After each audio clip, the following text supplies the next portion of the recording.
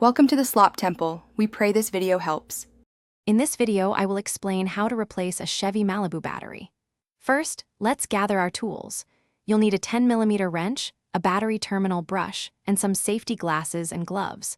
Always ensure your car is completely off and the parking brake is set. The battery in a Chevy Malibu is usually located under the hood, so open it up and find it. This preparation ensures a smooth and safe replacement process. Now that you're prepared, it's time to disconnect the old battery. Remember, safety is paramount, so wear your gloves and safety glasses. Always start by disconnecting the negative terminal first. This is crucial to avoid any accidental sparks or electrical issues. Use your wrench to loosen the nut, then carefully remove the cable. After that, proceed to disconnect the positive terminal in the same manner, ensuring both cables are clear of the battery. With the cables disconnected, we can now remove the old battery.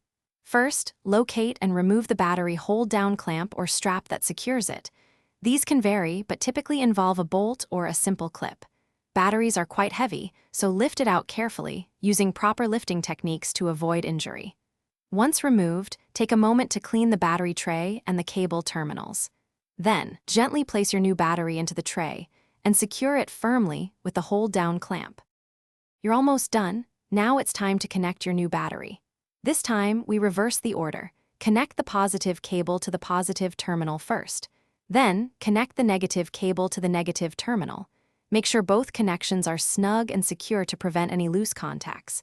If you have anti-corrosion grease, apply a small amount to the terminals. Finally, close the hood and start your Chevy Malibu to ensure everything is working perfectly. Great job! Thanks for watching. Consider subscribing if we helped you.